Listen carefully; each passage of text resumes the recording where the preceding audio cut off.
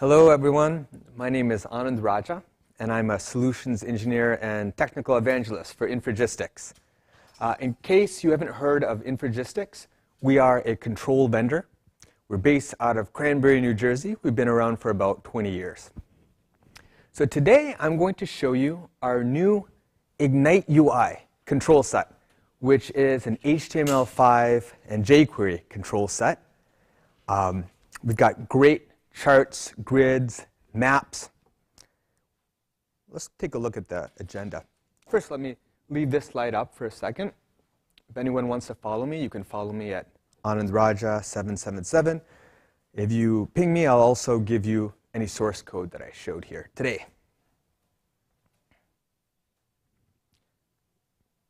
Keep that up a couple of seconds.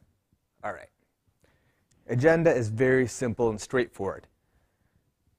I'm going to give everyone a quick intro to the Ignite UI control set, show you some of our featured controls. After that, I'm going to go through a demo. So what I'm going to do is show you how to create a very simple HTML5 application. And then I'm going to show you how to kick your app up a few notches by adding some really snappy controls so you can really amaze your end users. Give them that type of experience that you've always wanted to give them. So now we'll go right into Ignite UI.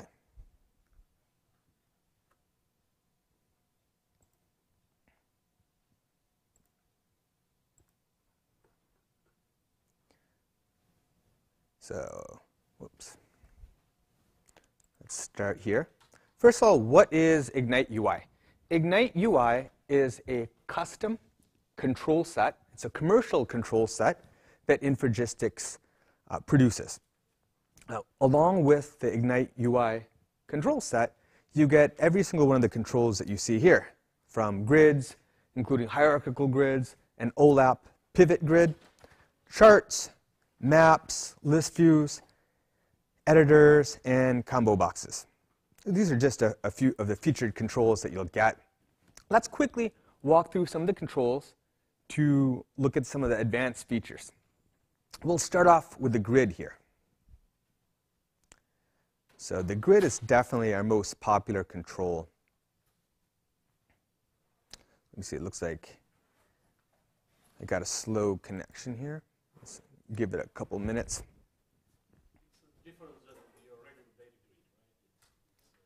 Yes, it is. So,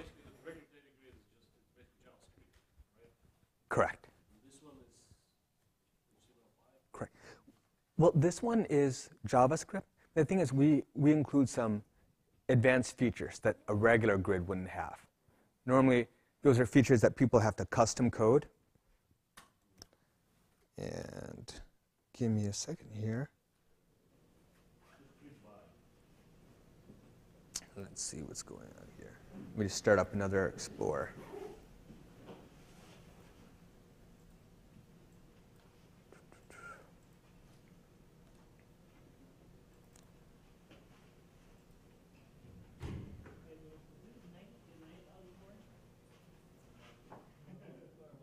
Great, so it looks like my connection's kind of slow. What I'll do is I'll go ahead and walk through some of the features, and then I'll go right into the demo. Right? You'll be able to see the code a lot clearer and the controls working in action.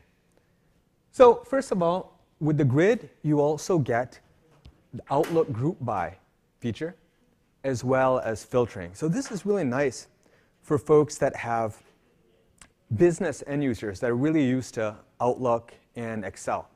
With this grid, you can provide them that exact same type of functionality. You can group by a column, you can filter, you can sort. It's all very quick, and you don't have to write any code to do that. That's the most important thing. Now, one of the things I want to mention about our grid is that it's very performant. It is actually the most performant grid on the market. It's something that we take very seriously. So if you're working with a lot of data or any advanced use cases, please check out our grid and see how it works for you. And I'd be really interested to hear any of your feedback. So please feel free to shoot me any comments or feedback regarding that. Moving on to the hierarchical grid, This grid's very good if you have any parent-child relationships, right? Or if you have a master detail. That's what this grid is optimized for. And if you came to the last session, you saw the XAML OLAP pivot grid. So we have introduced the same pivot grid with the HTML5 JavaScript control set, Ignite UI. We also have over 50 different types of charts. A map control, similar to the map control you might have seen in the last XAML session. A mobile list view.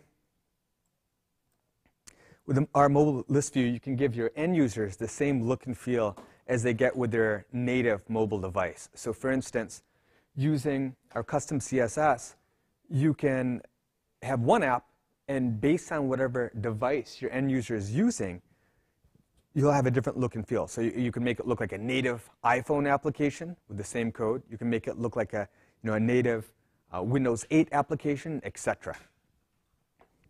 So now that we've walked through some of our controls, let's go ahead and jump right into the demo.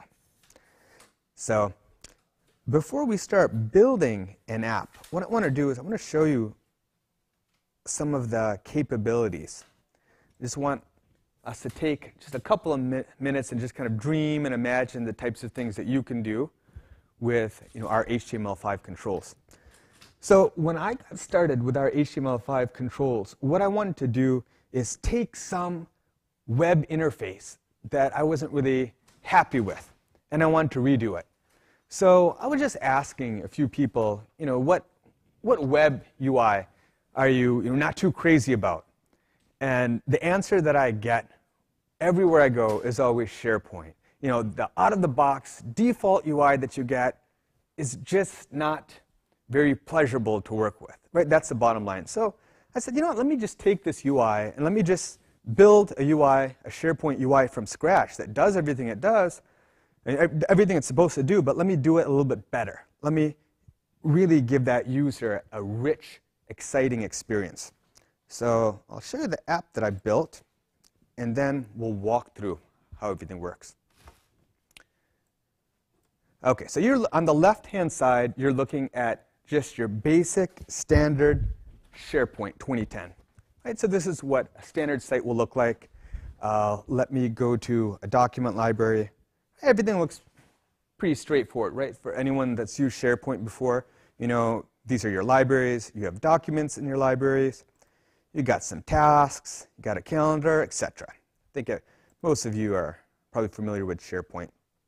So here's my app on the right-hand side. So this app is capable of going to any SharePoint site and immediately making that experience pop. So it'll use the data from any SharePoint site, but it'll just give you a different experience. So let's do this. Let's go ahead and connect to the same site. So I'm just going to copy this URL, and I'm going to go into our HTML5 applications, go to the settings, and I can go ahead and paste that in. Put my username and password, and I'll go ahead and log in. Worked. I'm going to go back to my little live tile view. So this is the place where I can browse content, I can access favorites, search for something, etc. But let's do this. Let's start by an apples-to-apples, view-by-view comparison, just to see the types of things that you're capable of creating. So let's go right into the document library. So if you look on your left, you can see all the different libraries that you have. So I've got a calendar, I've got tasks, and these are actually different types. The contacts is actually of contact type. So I'm going to show you the same view. So this is the same view that our little app gives you. So you can see announcements here. It's the exact same data because it's going to the exact same SharePoint site. But what we're doing is we're using our controls to make the site look and feel a lot better. So let's go into shared documents. So here's the shared documents library. And let's go to it via our application, shared documents. So just take a look at this. at the end of the day, as a user, what would you rather use? The one on the left or the one on the right? Functionality is exactly the same. The data is exactly the same. The server is exactly the same.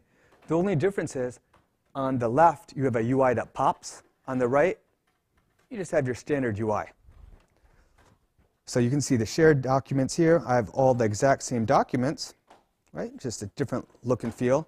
And this is touch-friendly as well. Let's see something else. Let's see something cool. Let's take a look at tasks. So this is what tasks look like out of the box in SharePoint. So imagine if you had, in your company or in your team, if you had thousands of tasks and you had to search for one. You know, it's kind of tricky here. It's not very easy to find things. It's just not very user-friendly. So let's take a look at tasks in our sample app. We'll go to tasks. Just click on it here. Mm-hmm.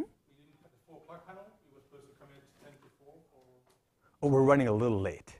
Yeah, but since it's a schedule. Oh, sure. 4, so. Okay, no problem. I'll wrap up quickly. Thanks. Yeah. Sorry about that. So in a couple minutes, I'll wrap this up. Okay, so we'll go in hyper-speed mode right now and wrap up. So you see the look on the left. The same look you're getting, or the same data, is being displayed on the right. The only difference is you can sort here using our Ignite UI grid. You can sort, filter. It's a piece of cake. So let's do this. Let's try to do a filter for 5. And now let me show you what you can do with our charts. So let's say you want to visualize this information. If you look on the left, you can't visualize it, right? There's no option. Let's go on the right. Click, and now I can see my tasks based on assigned to. So it's grouped by who owns the tasks. You can see mine and my colleagues. Tap again, and now you can see it in terms of priority. You can look at everything. And so this is something that's pretty simple and straightforward to do when you use our tools. Let's see, the final thing I'll show you is search. This. Let's look at search. I'll type in earthquake. And this term doesn't even have to be in the title of what I'm looking for. It could be in any content whatsoever in SharePoint. When you hit go, there we go. It took less than a second to come up. Let me just open this document. Okay, so we're running short of time. What I'm going to do is go to a very basic sample application. And you can ping me at AnandRaja777 to get that source code. Let's quickly look at that. So here's our sample Hello World application. It's an MVVM application, and it's probably the simplest MVVM application you'll ever find. I stripped everything out to make it just pure MVVM and to bring that point across. So if you want to learn, if you're a C# dev and you want to learn MVVM in HTML5, this is a great app for you. So I'm going to load the customers here, and I'll show you one more view, which uses our grid, where you can sort, etc. And we'll quickly walk through the code. So let's start from the back end. Here's just a sample data service. It basically just returns an array of customers. It's returning an array of customers, as I mentioned, and this is a customer object, you can see. So you have a customer object, a data store that provides all the customers. And most importantly, you have your customer view model. It can load customers, and it exposes the customers, that array, as a property. And finally, to put it all together, you have that customer's view. So that's this view right here. I hit load customers, and you get all your customers. And let's see how that works. All we did is we put a button on this page. Okay. Well, first of all, you have to reference Knockout. So you have to reference anything that you're using. In this case, we're using Knockout. We're not using much of anything else. Here we have just a simple button, and the button is bound to the load customers method of that view model. And then here we have a div and a list. And all we're doing here is we're doing a for each on the customer's property of the view model. And for each customer, we're using this template, and we're basically listing all the information. In this case, we're just doing the picture and full name, right? And those are all coming right from the view model. Looks like we're out of time right now, so I'm going to wrap up by giving you my contact information. And feel free to reach out to me to get any of the source code or if you have any questions. Thanks a lot.